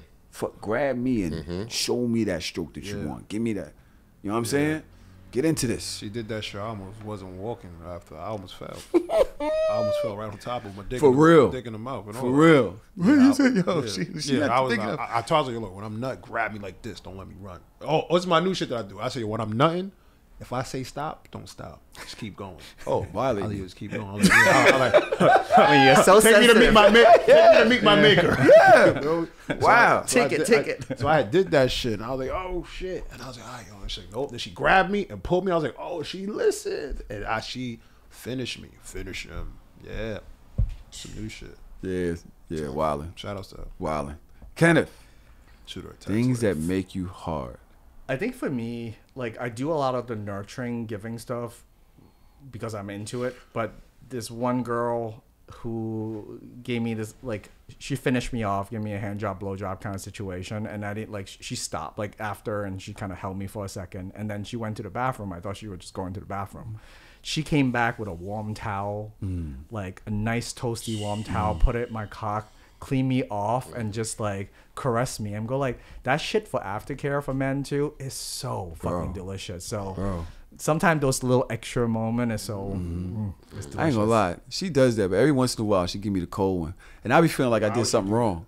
I was like, did I do something? Like, did you not nut enough? Like, did I fuck up? Did I say the wrong thing? Got that first batch of water. Was the choke like going against the wrong spot? Like what? Because and she come in and she just give it. Normally she give me the stroke and she pick up the nuts. She go all up under it. She get everything. She be like, this is dropping on me. I'm like, sex is whack. Sex is whack. Now my hard this week, I actually do have a hard, and it is a technique that she used. Gooch play. Gooch play, bro. She first of all, she woke up. I gotta leave the house at 3:50 in the morning. She must have woke up at 2:30 something, bro. And she was working, going in, up, got in position. She going crazy so that I couldn't even get to her, to play with her. She just doing her, right? Then she lifts my nuts up and she start rubbing under that area as she's going hard, bro. And there's a whole something that's happening, and that I don't even care. I'm glad the kids weren't in the crib because I'm like, because, but I don't even realize until later that I think it was that extra stimulation under there that is doing something to me. It's a bug out feeling. What is that? It's the internal part of your penis, so it's not like where it comes out is only. It's the inner dick. Of it. It's the inner bit. So there's more nerve endings there. So you're just stroking. So you like, got dick under your dick. 34% of dick that ain't showing? Yeah, it's inside of you. See, this is why I be upset, because I need that. I need all my money. It's my money and I want it now. I want the rest. I want my whole dick out. I don't want part of my dick. They do surgery for that, but the problem is that then when they push it out more, it's all limpy because it has no structure. Right. So it's the roots. You don't want the roots. You don't want to expose the roots. I'm gonna do some dick. You can access the fuck roots. that. I'm gonna do some dick ups. Get my shit there. I'm gonna do dick aesthetics. I want my dick area out. under there. The outside shaft is not as sensitive to me, bro. That inner shaft, for some reason, is mad, bruh. She was just rubbing on it, and I had to ask, like, you trying to make a nigga nut, or you trying to, you know what I'm saying? Another thing is, can you nut from head? Yeah. Did you have to learn?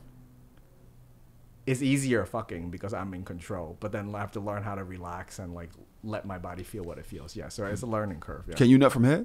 Now I can, yeah. This just happened? Yeah. Oh, that was another thing. When I didn't get a chance to answer it. When I asked you guys what is something that you sexually grew out of, one thing that I sexually grew into was like nutting from head. So I had to kind of learn, like, you know, I've been doing it for like maybe like the last year or so, but it's been picking up like the further along that I get. I'm not like just a nigga who could just, you know. Can I learn to nut from head? Yeah. Is that in the book? No, this is focused on. This is on women's pleasure. No, but the principle is the same. So whatever the easiest for you to nut, so you get as close as possible, then switch really quickly to finish that way. Your brain need to associate that sensation, but it's easier to build from something that you already liked and reliable. So same thing when we're like teaching people how new orgasm is, use a familiar, reliable technique to build it almost there, then try the new thing. Then you could program it that way. That's the hack. Oh, so if I'm jerking really close and then she come and wah, when you really, but the train have like left the station moment, and then almost there, and then you add the new activity. End the show. We gotta end the show. Yo, that makes so much sense. Porn stars do that all the time. What, the fluffer? No, they'll fuck, and then when they about to, bring him out, and they transfer. This makes so much sense. I can't do that. Connect the two experiences, and you can override what your brain is used to now get that, and then now you don't even have to. After a while, it don't even have to get the end because it knows what the end when it gets to the end. You are really a horny hacker. You are the horny hacker. You see, you know why I can't. See, that's the useful sex science that they don't teach in the mainstream. But like, that's the reading those research papers so dry and boring sometimes. But that wisdom is like that's fire. But the part that they don't tell you is you gotta have dick control. Because when I pull out, I try to do that one time, I end up nutting on my fucking couch. Like I didn't make it to the mouth fast enough, you know. Of course, I don't be having no dick control. Oh yeah, what's that shit shooting? Yeah, I'm like, wait, oh fuck. Yeah, it shoots. But that is one thing that a lot of men could learn is learning how to relax, and then only when you practice edging yourself, you actually learn the relax technique that actually works. So it's not like think about grandma and dad dogs. Like that is not the right strategy, right? It's actually learn how to relax because you will feel all those subtle contraction that tenses you up. So you have to learn how to relax those muscles. Once you learn, then you actually learn how to build a bigger balloon. But it's counterintuitive and it's not innate to, because we want to contract. The involuntary contractions start to set off in motion, but you can learn to relax it. So, but the craziest thing is that you feel more pleasure while you relax. Imagine the intensity builds, but it doesn't tip you over, so it feels fucking good. So but it's just getting more and more by relaxing. But when you tense up, then you bust a nut, then the show is over. So you have to. It's learning relaxing, not distracting, not disassociating. Because I'll be in the pussy thing about Dirk Nowitzki and shit. Yeah. Why Dirk Nowitzki? You know why him? Of all people, he's the one. Why would you think about him? So I'm like, why am I thinking about Dirk Nowitzki? And then my dick go down. Like, why the fuck am I here thinking about fucking post up fadeaways? And then my dick go down. The soft Dirk things. The soft things men don't like in the bedroom. The things that make us soft. Do we have anything? Anybody? Yeah, I kind of said it earlier. I don't like when I can't control my penis. Honestly and truthfully, that has honestly gotten me in trouble. I feel like how can I say this? So if you do like calisthenics, right? You know your body. You pull your shit up. You can feel. You can dance. Whatever. I feel like there be certain times where like my dick, I be fucking, and like I think I'm about to nut, but then I think, all right, let me hold it. My shit might jump a little. I'm like, yo, did I nut? Like, damn, I wish I could hold my shit. I wish I had more nut control. Got to edge more. I don't edge at all. And do dick kegels, dick ups. Yeah, this actually do some dick ups, it works. Yeah, my friend and colleague Dustin Garrick, Evolved Masculine, his technique actually works. Like learning ejaculatory control, a choice. That's how he said it. You could come when you want to come, and it's definitely a skill to learn. It's also not that long to learn. It might take you like, I don't know, a month or two to practice, but once you get it, how to manipulate it, then you actually have ejaculatory choice, and you could come when you want to come. Yeah, I'm gonna come over when I feel like it. But you could learn how to have an orgasm but not ejaculate. Then that's the next level. Yo, can you be my mentor? That's a different hack. That's a different hack. Yeah, that's hard to do. That's can I plug for car insurance? Yeah. He's like, yo, read the book. I love. He's like, yo, what do you think this is? It's right here. Yeah, I gave you the formula. Yeah, but Kenneth, that's not. If you want to learn about that, go to him. Yeah, he's amazing on that. Yeah. Kenneth. Yeah. The soft things men don't like in the bedroom. Things that make us soft. I dry ass hand job. If you don't, what was that girl that got really popular? If you don't got the hook to or like have some lube, I just really hate dry hands. Like, you know, women really hate it when you have dry hands. You're trying to rub their shit. It goes with the penis too. So like, mix your hand lubricated first. It feels a lot better. I mean, that's pet peeves of mine. Yeah. Use some Get the Butters. I'm telling you. Have you ever tried Get the Butters? No. Yeah. Look, try it. Just try it. Yeah, get some lube. Laughable amount. You feel that? You feel that? Get the Butters? It's so. Look, he really puts it like conditioner. I told you I used like lotion one time. I didn't have it. Yo, it's really condition good. The dick. Get the Butters. I'm telling you, look, he's really rubbing the look at him. It's all over his hands. Yeah. Can we get him a paper towel? He's lubed up. Yeah, but yo, getthebutters.com/hardorsoft show. I'm telling you, you will not go wrong. with Get the Butters. This is nuts. I love this stuff. Oh my God. Can we get him some paper? Oh. I got you. Okay. My soft. And this is nothing to do with the bedroom except me being in the bedroom and watching porn. I will watch porn for 30 minutes. I will. Sorry. Thank you. I will watch porn for 30 minutes. I literally go from scene to scene. I'm getting my build up. I'm rubbing. I'm stopping. Sometimes I got to stretch my hand because my hand goes dead. Carpal tunnel. Right? I got to make sure that the blood is flowing. Listen, I'll be going hard. Oh, I got another soft too. I'm going to do two on y'all. 2 on y'all is crazy. When I finally get to the point where I'm moving in motion, oh, it's time. I got to get to work. It's about to be lazy. They fucking. And as soon as they stop fucking. And my shit going. And I'm now coming to the nothing. The scene is over or some shit like that. Or he stops. Orgasm sabotage. Yeah. It's a whole he stops and I'm just sitting there like, why'd you stop? Oh my God. I hate that, son. Right when I'm about to get my shit, you stop fucking? What's wrong with you? Or she stopped sucking? Son, you know what's worse? When you actually nut. You ever like skip? Yeah, and I nut. And then shit just comes out like blue. And it's like, I'm like, oh my God. Now I'm about to be late for work for no ass reason. What'd you call it? Orgasm what? Sabotage. Sabotage. Ruined orgasm. Ruined orgasm. It's a whole genre of porn. It really is. Yeah, they get you there and then they just don't touch you. And you should go bloop, bloop, Yeah. Yo, how about this, right? I was watching porn the other day. Say this. Yo, I was watching porn the other day, right? That's funny you say this. We talk about orgasm sabotage. And she was necking him just, yeah. And I'm like, oh yeah, this shit tough.